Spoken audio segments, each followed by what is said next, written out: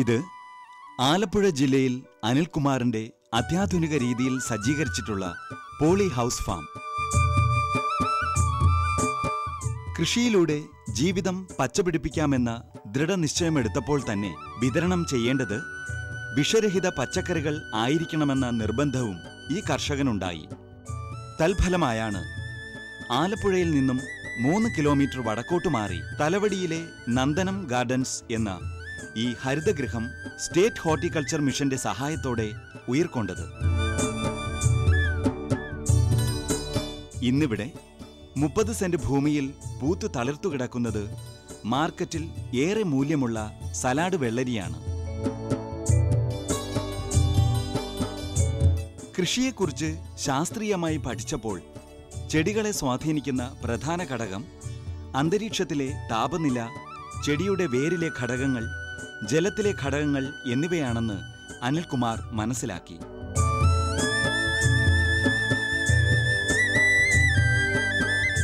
ഈ 3 ഘടകങ്ങളും പരിശോധിച്ച് കൃഷി ചെയ്താൽ നല്ല വിളവെടുപ്പ് ലഭിക്കുമെന്ന ചിന്തയെ ഫലപ്രാപ്തിയിലെത്തിച്ചപ്പോഴാണ് പോളി ഹൗസ് രൂപം കൊണ്ടത്.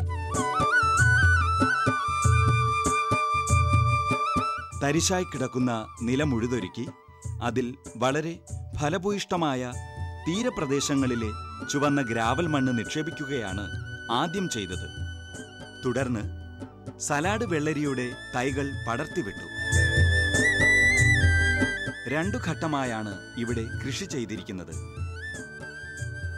നിലം 2ആയി പകുത്ത് ഒരു ഭാഗത്ത് വെള്ളരി കായ്ച്ചു വിളവെടുക്കാനുള്ള കാലമാകുമ്പോഴാണ് മറുഭാഗത്ത് വിത്തിറക്കാറുള്ളത്. അങ്ങനെ എല്ലാ ദിവസങ്ങളിലും വിളവെടുക്കാൻ ഈ കർഷകന് കഴിയുന്നു. വിത്തിറക്കി 33-ാം ദിവസം മുതൽ വിളവെടുക്കാൻ കഴിയുമെന്ന പ്രത്യേകതയാണ് ഈ സലാഡ് വെള്ളരി കൃഷിയിലേക്ക് അനിൽകുമാറിനെ ആകർഷിപ്പിച്ച മറ്റൊരു ഘടകം. ഏകദേശം 90 ദിവസം വരെയാണ് ഒരു വെള്ളരി ചെടിയുടെ കാലാവധി. വിളവെടുപ്പിന്റെ ആദ്യഘട്ടങ്ങളിൽ തന്റെ പോളി ഹൗസിൽ നിന്നായി നിത്യവും 150 കിലോഗ്രാമോളം വെള്ളരിയാണ് ഈ കർഷകന് ലഭിച്ചുകൊണ്ടിരിക്കുന്നത്. അത് കുറഞ്ഞ് 50 കിലോഗ്രാം ആകുമ്പോഴേക്കും ചെടിയുടെ കാലാവധി നശിക്കുന്നു.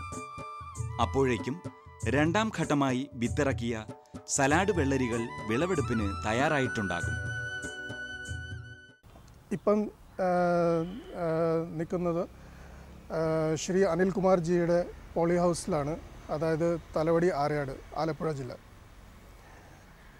ഈ പോളി ഹൗസ് ഫാമിംഗ് എന്ന് ഉദ്ദേശിക്കുന്നത് നമുക്ക് അന്തരീക്ഷത്തിൻ്റെ പ്രകാശം, താപനില, പിന്നെ ചെടിയുടെ വേരിലുള്ള അടുത്തുള്ള മൂലഘടകങ്ങൾ, വായുസഞ്ചാരം, വെള്ളത്തിലുള്ള ഘടകങ്ങൾ, ഇതൊക്കെയാണ് ഒരു ചെടിയുടെ വളർച്ചയ്ക്ക് വേണ്ടിയിട്ട് പ്രവർത്തിക്കുന്ന കാരകങ്ങൾ.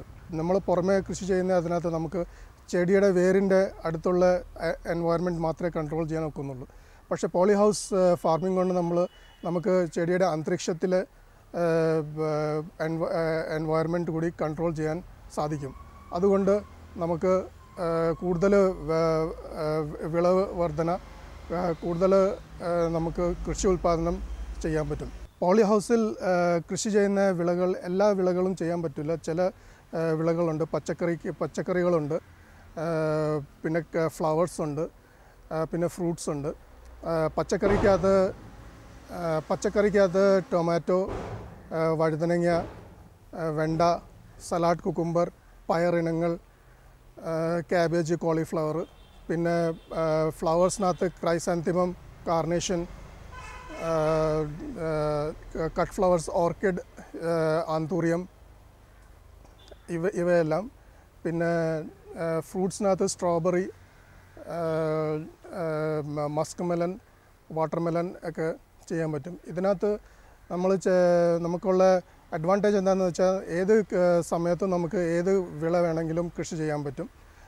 എന്നിട്ട് ഇതിപ്പോൾ ചെയ്യുന്നതെന്ന് പറഞ്ഞാൽ ഇത് 3 കേരളത്തിൽ സ്റ്റേറ്റ് ഹോർട്ടിക്കൾച്ചർ മിഷൻ പെടുത്തിയിരിക്കുന്ന പദ്ധതികൾ ഹൈടെക് ഫാർമിംഗ് RKVY, പിന്നെ വെജിറ്റബിൾ ഡെവലപ്മെൻറ്റ് പ്രോഗ്രാമാണ്. ഇതിനകത്ത് ഞങ്ങൾ സബ്സിഡി കൊടുക്കുന്ന 50% സബ്സിഡി കൊടുത്തുകൊണ്ടിരുന്നു. അതിപ്പോൾ 75% ആക്കിയിട്ടുണ്ട്. 50% സബ്സിഡി വരുന്നത് 467 രൂപ 50 പൈസ ഒരു സ്ക്വയർ മീറ്ററിന് വച്ചിട്ടാണ്. അതിപ്പം വർദ്ധിച്ച് 75%, അതായത് 701 രൂപ 25 പൈസ ഒരു സ്ക്വയർ മീറ്ററിന് വെച്ചിട്ട് കൊടുക്കുന്നുണ്ട്. മൊത്തം 400 സ്ക്വയർ മീറ്ററിന് 2,80,500 രൂപ സബ്സിഡി ഞങ്ങൾ കൊടുക്കുന്നുണ്ട്. ഇതിനകത്ത് ഇപ്പം നിൽക്കുന്നത് സലാഡ് കുക്കുംബർ ക്രോപ്പാണ്. ഞങ്ങളുടെ കർഷകൻ്റെ അഭിപ്രായം അനുസരിച്ച് ഇതിപ്പം നല്ല രീതിയിൽ പോകുന്നുണ്ട്. അങ്ങേർക്ക് ഇതുകൊണ്ട് ഒത്തിരി മെച്ചവും ഉണ്ടായിട്ടുണ്ട്. ശ്രീ അനിൽകുമാർജി പെസ്റ്റിസൈഡ് ഒന്നും ഉപയോഗിച്ചിട്ടില്ല, ജൈവ രീതിയിലാണ് കൃഷി ചെയ്തു വരുന്നത്. തൻ്റെ പോളിഫോമിൽ അത്യാധുനിക രീതിയിലുള്ള കൃഷിയാണ് ചെയ്യുന്നതെങ്കിലും ചില കാര്യങ്ങളിൽ പാരമ്പര്യത്തെ കൈവിടാൻ ഈ കർഷകന്റെ മനസ്സ് അനുവദിക്കുന്നില്ല. അതിൽ പ്രധാനമാണ് ജൈവവളങ്ങൾ.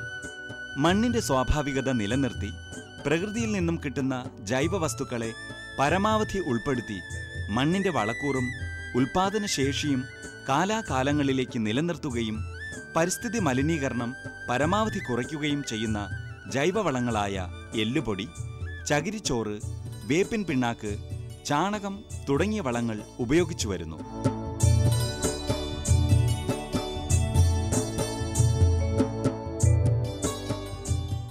പോളിഹൗസ് കൃഷി നമ്മുടെ കേരളത്തിൽ ഇപ്പോൾ പ്രാബല്യത്തിൽ വന്നിട്ട് ഒരു 12 വർഷത്തോളമായി.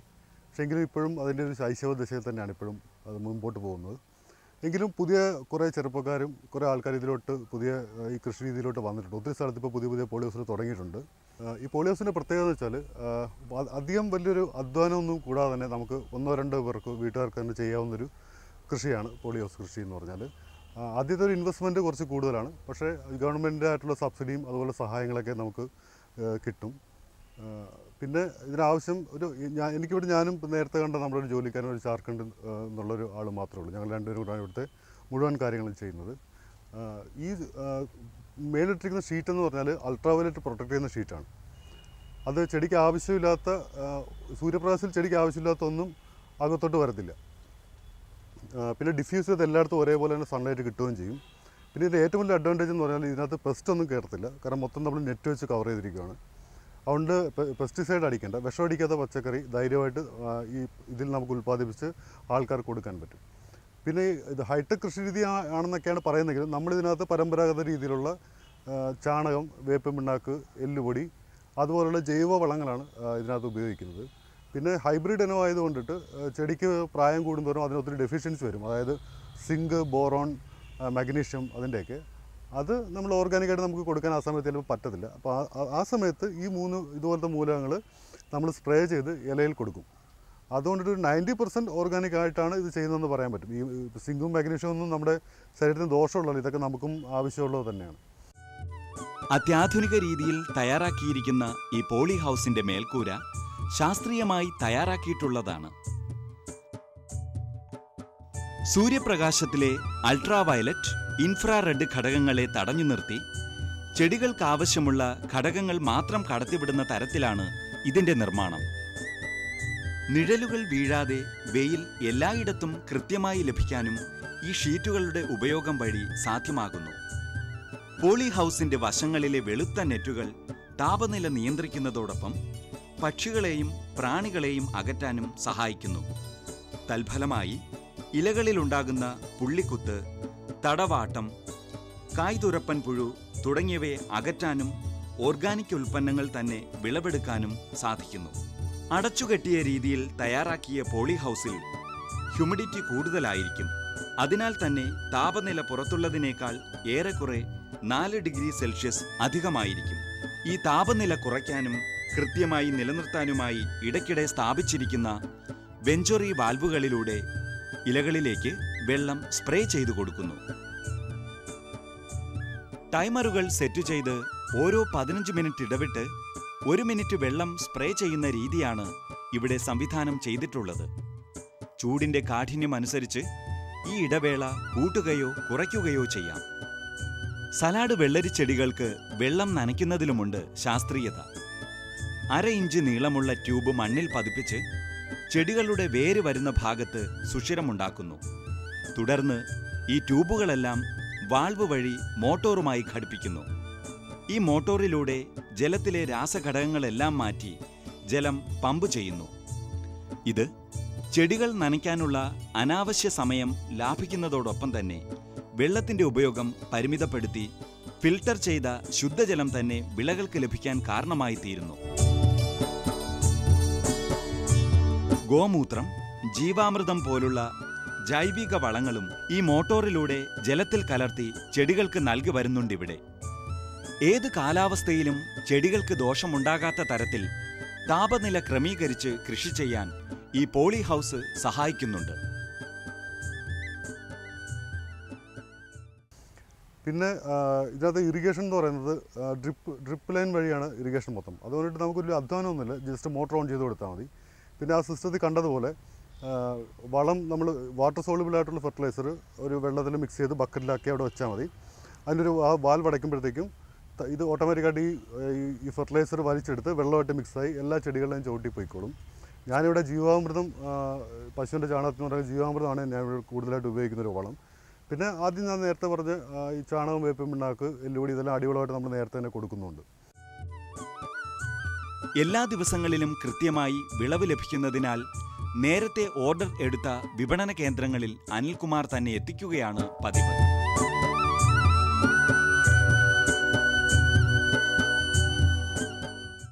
പിന്നെ എൻ്റെ മാർക്കറ്റിംഗ് എന്ന് ഞാൻ പറഞ്ഞാൽ ആലപ്പുഴയിൽ ആദ്യമായിട്ട് ഈ കുക്കുംബർ ഇൻട്രൊഡ്യൂസ് ചെയ്യുന്നത് ഞാനായിരുന്നു. ആദ്യം കുറച്ച് ബുദ്ധിമുട്ടൊക്കെ ഉണ്ടായിരുന്നു. ഞാൻ ചങ്ങനാശ്ശേരി, ചേർത്തല അവിടെയൊക്കെ കൊണ്ടായിരുന്നു വിറ്റുകൊണ്ടിരുന്നത്. പക്ഷേ ഇപ്പം ശരിക്കും പറഞ്ഞാൽ എനിക്കിവിടെ തികയുന്നില്ല എന്നുള്ളൊരു പരാതിയേ ഉള്ളൂ കുക്കുംബർ. പിന്നെ പെട്ടെന്നൊരു നന്നായിട്ട് മാർക്കറ്റ് ചെയ്യാനും പിന്നെ എല്ലാ ദിവസവും നമുക്കിത് മാർക്കറ്റിൽ സപ്ലൈ ചെയ്യാനും വേണ്ടിയിട്ട് ഞാൻ രണ്ടായിട്ടാണ് കൃഷി ചെയ്യുന്നത്. അതായത് പകുതി സ്ഥലത്തെ കൃഷി, പകുതി സ്ഥലത്തെ ചെടി വളർന്ന് വലുതായി അതിൽ പറിച്ച് തീരാറാകുമ്പോഴത്തേക്കും അടുത്ത സൈഡിലുള്ളത് പറിക്കാറായിട്ട് വരും. അതുകൊണ്ട് എനിക്ക് ആ കണ്ടിന്യൂറ്റി നിലനിർത്താൻ പറ്റുന്നുണ്ട്. എന്നും മാർക്കറ്റിൽ സാധനങ്ങൾ കൊടുക്കാൻ പറ്റുന്നുണ്ട്, എന്നും എനിക്കൊരു വരുമാനവും കിട്ടുന്നുണ്ട്. ഇടവേളകളില്ലാതെ എല്ലാ ദിവസവും നൽകാൻ കഴിയുന്നതിനാൽ അനിൽകുമാറിൽ നിന്നും വെള്ളരി വാങ്ങുന്ന പച്ചക്കറി കച്ചവടക്കാർ മറ്റു കർഷകരെ ആശ്രയിക്കേണ്ടിയും വരുന്നില്ല. ഞാനിവിടുത്തെ ഒരു സ്ഥിരം കസ്റ്റമറാണ്. എപ്പോഴും ഇവിടെ വന്ന് കുക്കുംബർ വാങ്ങിക്കാറുണ്ട്. കുക്കുംബർ ഇത് ഫോറിൻ സാധനമാണ്, മറ്റ് കൃത്രിമ വളങ്ങളൊന്നും ചേരാത്തതാണ്, ഷുഗർ ഫ്രീ ആണ്. ആരോഗ്യത്തിനൊക്കെ നമുക്ക് വളരെ നല്ലൊരു സാധനമാണ് ഇവിടുത്തെ സെലക്റ്റിൽ നിന്ന് കിട്ടുന്നത്. ഇതിവിടെ മാത്രമേ കിട്ടുകയുള്ളൂ എന്നുള്ളതാണ് ഞാൻ അറിഞ്ഞിരിക്കുന്നത്. സാധാരണ ലഭിക്കുന്നതിനേക്കാൾ വളരെ കൂടുതൽ വിളവ് ലഭിക്കുന്നു എന്നതും പോളി ഹൗസുകൾക്ക് പ്രിയമേറാൻ കാരണമാകുന്നു. ഇപ്പോൾ നമ്മുടെ ഈ കർഷക ആത്മഹത്യ അതുപോലെ കാര്യങ്ങളൊക്കെ നടക്കുന്ന ഈ നാട്ടിൽ ഒത്തിരി ആൾക്കാർ ഇതുപോലെ വലിയ ഇൻവെസ്റ്റ്മെൻറ്റ് ചെയ്തിട്ട് ഇതുപോലത്തെ കൃഷിക്ക് മുന്നോട്ട് വരുന്നുണ്ട്. അത് ശരിക്കും ഒരു നല്ലൊരു സൂചന തന്നെയാണ്. ഒത്തിരി ചെറുപ്പക്കാർ ഇപ്പോൾ ഇങ്ങോട്ട് വരുന്നുണ്ട്. എനിക്ക് ഒത്തിരി ആൾക്കാർ എന്നെ വിളിച്ച് ചോദിക്കാറുണ്ട് ഇതിനെപ്പറ്റി അഭിപ്രായങ്ങളൊക്കെ. ഒത്തിരി പേര് മുമ്പോട്ട് വരുന്നുണ്ട്. പിന്നെ ചെറിയൊരു ഒരു പോരായ്മയല്ല, ഒരു ചെറിയൊരു സത്യം എന്ന് വെച്ചാൽ നമ്മുടെ നാട്ടിൽ 99% പോളിഹൗസും ഇപ്പോൾ എൻ്റേതടക്കം സോറ്റൂത്ത് ടൈപ്പ് പോളിഹൗസാണ്. ശരിക്കും എൻ്റെ അഭിപ്രായത്തിൽ നമ്മുടെ കാലാവസ്ഥയ്ക്ക് ഏറ്റവും കൂടുതൽ അനുയോജിച്ചത് ഗേബിൾ ടൈപ്പ് പോളിഹൗസാണ്. അതാകുമ്പോഴത്തേക്ക് അതിനകത്ത് ടെമ്പറേച്ചർ 1 ഡിഗ്രി മാത്രമേ വ്യത്യാസം വരുള്ളൂ പുറത്തെയും അകത്തെയുമായിട്ട്. ഈ സോറ്റൂത്ത് അതായത് എൻ്റെ പോലത്തെ പോളിഹൗസിൽ 3 ഡിഗ്രി മുതൽ 4 ഡിഗ്രി വരെ ടെമ്പറേച്ചറും ഹ്യൂമിഡിറ്റിയും വ്യത്യാസമുണ്ട്. അതുകൊണ്ട് തന്നെ ചെടികൾക്ക് ഒത്തിരി അസുഖങ്ങൾ വരാൻ സാധ്യതകളുണ്ട്. അതിൻ്റെ മെയിൻ ഒരു അതുകൊണ്ട് വിളവ് നമുക്കിപ്പോൾ ഒരു സോറ്റൂത്തിൽ ഒരു 100 കിലോ കിട്ടുമെങ്കിൽ ഗേബിൾ ടൈപ്പിൽ നമുക്കൊരു 125 കിലോയെങ്കിലും പറിക്കാൻ പറ്റും. ആ ഒരു കാര്യം കൂടി ഇതിലോട്ട് മുന്നോട്ട് വരുന്ന കർഷകർ ശ്രദ്ധിക്കേണ്ടതായിട്ടുണ്ട്. പോളിഫാമിനെ കുറിച്ചുള്ളത് ഞങ്ങൾ നെറ്റിൽ നിന്നാണ് കണ്ട് മനസ്സിലാക്കിയത്. അങ്ങനെയാണ് മിസ്റ്റർ അനിൽകുമാറിനെ പരിചയപ്പെടുന്നതും അദ്ദേഹത്തിൻ്റെ പോളിഫാം കണ്ടിട്ട് ആണ് ഇതിനൊരു തീരുമാനം ഫൈനലായിട്ട് എടുത്തത്. അങ്ങനെ ഒരുപാട് ഉപദേശങ്ങളൊക്കെ പുള്ളി തന്നു. അതുകൊണ്ടാണ് ഞങ്ങൾക്കിത് ചെയ്യാൻ കഴിഞ്ഞത്. പിന്നെ കൃഷിഭവനുമായിട്ട് ഒത്തിരി കാര്യങ്ങൾ ബന്ധപ്പെട്ട് ചെയ്തു. പിന്നെ തൃശ്ശൂർ ഒരു ട്രെയിനിങ് ഉണ്ടായിരുന്നു 3 ദിവസം. അത് നല്ല ഫലമായിട്ട് ഞങ്ങൾക്ക് പ്രയോജനപ്പെടുന്ന തരത്തിലായിരുന്നു. ഇപ്പോൾ 16 പേരുണ്ടായിരുന്നു ട്രെയിനിങ്ങിന്. പക്ഷേ അതിനകത്ത് 2-3 പേരെ മാത്രമേ ഇത് ചെയ്തിട്ട് മുന്നോട്ട് വരുന്നുള്ളൂ. ബാക്കിയുള്ളവർക്കും ഇതൊരു പ്രചോദനമാകണം. ഇപ്പം ഞങ്ങളിപ്പോൾ കൃഷി ചെയ്തതിന് ശേഷം ഞങ്ങൾക്ക് ഞങ്ങളുടെ ഇത് തീരുമാനം അവരെ കൂടെ അറിയിപ്പിക്കാൻ പറ്റത്തുള്ളൂ. ഏറ്റവും ഇതിൻ്റെ അഡ്വാൻറ്റേജ് എന്ന് പറഞ്ഞു കഴിഞ്ഞാൽ കീടങ്ങളുടെ ശല്യം ഒഴിവാകുന്നതാണ്. പിന്നെ ജൈവവളമാണ് ഇതിനകത്ത് ഉപയോഗിക്കുന്നത്. വിശ്വസിച്ച് വാങ്ങിച്ച് കഴിക്കുക. അതിൽ നിന്ന് വാഷ് പോലും ചെയ്യേണ്ട കാര്യമില്ല. അല്ലാതെ തന്നെ നമുക്ക് നേരിട്ട് ഇത് ഉപയോഗിക്കാൻ പറ്റും. ഈ ഹരിതഗൃഹം കണ്ട് പ്രചോദിതമായി പല സമീപവാസികളും ഇത്തരം കൃഷിരീതികളിലേക്ക് വരുന്നു എന്നതും ശുഭസൂചനയാണ്. ശാസ്ത്രീയമായ നിർദ്ദേശങ്ങൾക്കും സഹായങ്ങൾക്കും ഇവർ അനിൽകുമാറിനെ സമീപിക്കുന്നുണ്ട്. 18 വയസ്സായപ്പോഴത്തേക്ക് ഞാൻ സ്വന്തമായിട്ട് ഒരു ഓട്ടോമൊബൈൽ സ്പെയർ പാർട്സിൻ്റെ ഒരു ബിസിനസ് തുടങ്ങിയിരുന്നു. ഒരു 10 വർഷത്തോളം അത് നടത്തി. 10 വർഷം കഴിഞ്ഞപ്പോഴത്തേക്കും ഒത്തിരി കടബാധ്യതയൊക്കെ ആയിട്ട് ഞാൻ ഇവിടുന്ന് ഗൾഫിലൊക്കെ പോയി അവിടെ പോയി ഒരു 13 വർഷം ജോലിയൊക്കെ ചെയ്ത് ആ കടമെല്ലാം വീട്ടി എന്നിട്ടാണ് ഇപ്പം ഈ ഒരു അഗ്രികൾച്ചർ ഫീൽഡിലേക്ക് ഇറങ്ങിയിരിക്കുന്നത്. ശരിക്കും ഇപ്പോഴാണ് ഞാൻ തിരിച്ചറിഞ്ഞത് ഇതായിരുന്നു എൻ്റെ വഴി എന്നുള്ളത്. ഞാൻ എന്തായാലും ഇതിനകത്ത് പൂർണ്ണ സന്തോഷവാനാണ്. എനിക്ക് നല്ല തൃപ്തി കിട്ടുന്നുണ്ട്. നമ്മളൊരു ജോലി ചെയ്യുമ്പോൾ നമുക്ക് 2 കാര്യമാണ് കിട്ടുന്നത്, ഒരു ഇൻകം പിന്നെ ഒരു മെൻ്റൽ സാറ്റിസ്ഫാക്ഷൻ. ഒരു മെൻ്റൽ സാറ്റിസ്ഫാക്ഷന് വില കൊടുക്കുന്ന ഒരാളാണെങ്കിൽ കൃഷി ശരിക്കും എൻജോയ് തന്നെ ചെയ്യാൻ പറ്റും. ഞാൻ അങ്ങനെ ജീവിക്കുന്ന ഒരാളാണ്. I am Meera from Mumbai. I am enjoying this agriculture with my husband.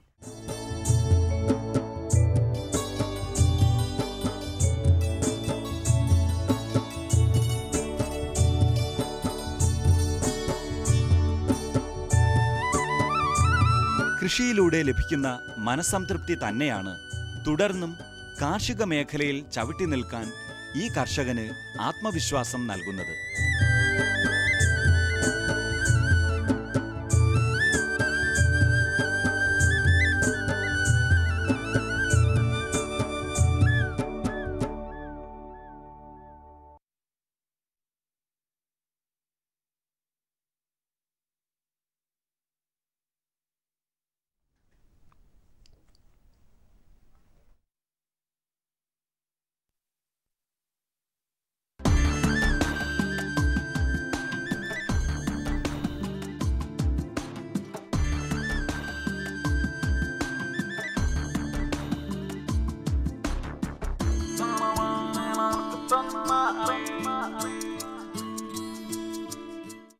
നമസ്കാരം.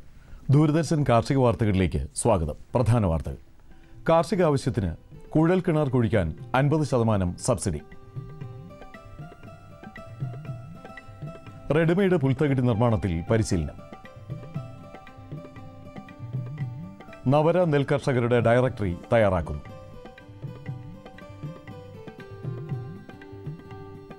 വിശദമായ കാർഷിക വാർത്തകളിലേക്ക്. സംസ്ഥാന സർക്കാരിന്റെ കീഴിലുള്ള ഗ്രൗണ്ട് വാട്ടർ ഡിപ്പാർട്ട്മെന്റ് കുഴൽ കിണർ കുഴിക്കുന്നതിന് അപേക്ഷ ക്ഷണിച്ചു. കേരളത്തിൽ സ്ഥിരതാമസക്കാരായ വ്യക്തികൾക്ക് കുടിവെള്ളത്തിനും ജലസേചനത്തിനും വേണ്ടി കുഴൽ കിണർ കുഴിക്കാം. ഗ്രൗണ്ട് വാട്ടർ ഡിപ്പാർട്ട്മെന്റിന്റെ സർവേയുടെ അടിസ്ഥാനത്തിൽ ഡിപ്പാർട്ട്മെന്റ് തന്നെ നേരിട്ട് കുഴിക്കുന്ന കിണറുകളിൽ പറഞ്ഞ സമയപരിധിക്കുള്ളിൽ വെള്ളം കിട്ടാതെ വരികയോ വറ്റിപ്പോവുകയോ ചെയ്യുന്ന പക്ഷം മുടക്കുമുതലിന്റെ 75% ഉടമസ്ഥന് തിരികെ നൽകുന്നതാണ്. ചെറുകിട കർഷകർ കാർഷിക ആവശ്യത്തിന് കുഴൽ കിണർ കുഴിക്കുന്നതിനുള്ള അപേക്ഷ കൃഷിഭവൻ മുഖേന സമർപ്പിക്കുന്ന പക്ഷം കുഴൽ കിണർ കുഴിക്കുന്നതിന്റെ 50% ചെലവ് ഗ്രൗണ്ട് വാട്ടർ ഡിപ്പാർട്ട്മെന്റ് വഹിക്കുന്നതാണ്. കൂടുതൽ വിവരങ്ങൾക്ക് വിളിക്കേണ്ട ഫോൺ നമ്പർ 0471 243 0279.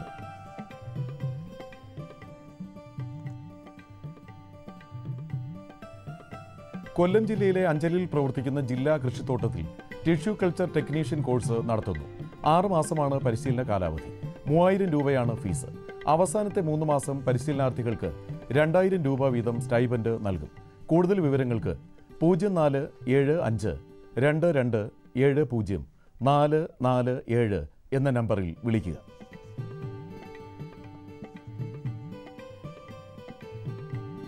റെഡിമെയ്ഡ് പുൽത്തകിടി നിർമ്മാണ സാങ്കേതിക വിദ്യ ആലപ്പുഴ ജില്ലയിലെ കേന്ദ്ര കയർ ഗവേഷണ കേന്ദ്രം വികസിപ്പിച്ചെടുത്തു. കയർ നാരുകളും ചകിരിച്ചോറും ഉപയോഗിച്ചുണ്ടാക്കിയതാണ് റെഡിമെയ്ഡ് പുൽത്തകിടി. ചതുരശ്ര മീറ്ററിന് 250 രൂപയാണ് നിർമ്മാണ ചെലവ്. 6 ആഴ്ച മുതൽ 3 മാസം കൊണ്ട് പുൽത്തകിടി പൂർണ്ണ രൂപത്തിലാകും. പുൽത്തകിടി നിർമ്മിക്കുന്നതിന് പരിശീലനം കയർ ബോർഡ് ഓഫീസിൽ നിന്നും ലഭ്യമാണ്. കൂടുതൽ വിവരങ്ങൾക്ക് കയർ ഗവേഷണ കേന്ദ്രവുമായി ബന്ധപ്പെടുക. വിളിക്കേണ്ട ഫോൺ നമ്പർ 0477 2258 480.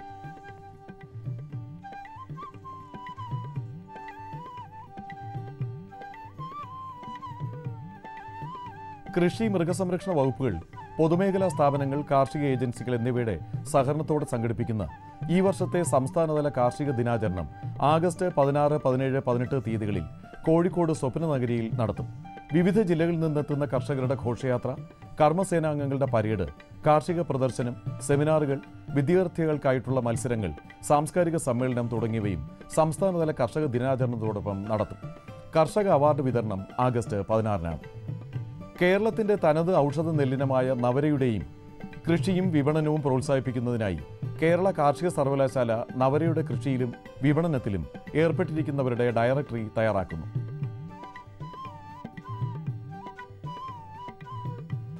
ഡയറക്ടറിയിൽ പേര് ചേർക്കാൻ ആഗ്രഹിക്കുന്നവർ കൃഷിയുടെ വിശദവിവരങ്ങൾ കാർഷിക സർവകലാശാലയെ അറിയിക്കുക. അറിയിക്കേണ്ട വിലാസം: കോർഡിനേറ്റർ ബൗദ്ധിക സ്വത്തവകാശ സെൽ, ഹോർട്ടിക്കൾച്ചർ കോളേജ്, കേരള കാർഷിക സർവകലാശാല, തൃശൂർ 680656. വിളിക്കേണ്ട ഫോൺ നമ്പർ 9447878968.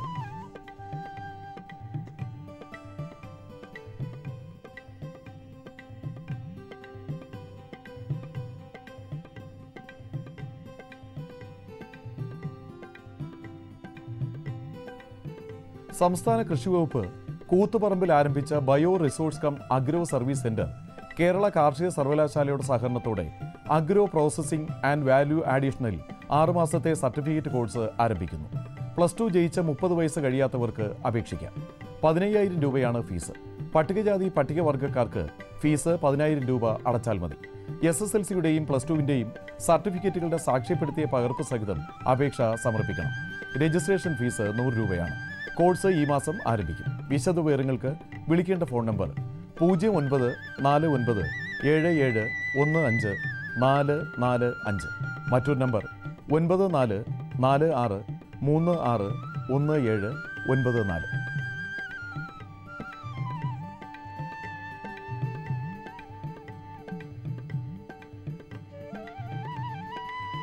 കോട്ടയം ജില്ലയിലെ കുരോപ്പടയിൽ അഗ്രോ ക്ലിനിക്കുകൾ ആരംഭിക്കുന്നു. കൃഷി ഓഫീസർമാരും സാങ്കേതിക വിദഗ്ധരും അടങ്ങുന്ന ടീം സംയുക്തമായി കൃഷിയിടം സന്ദർശിച്ചാണ് അഗ്രോ ക്ലിനിക്കുകൾ നടത്തുന്നത്. 9 സ്ഥലങ്ങളിലായി മാസം തോറുമാണ് അഗ്രോ ക്ലിനിക്കുകൾ സംഘടിപ്പിക്കുക. കൂടുതൽ വിവരങ്ങൾക്ക് വിളിക്കേണ്ട ഫോൺ നമ്പർ 048125000020.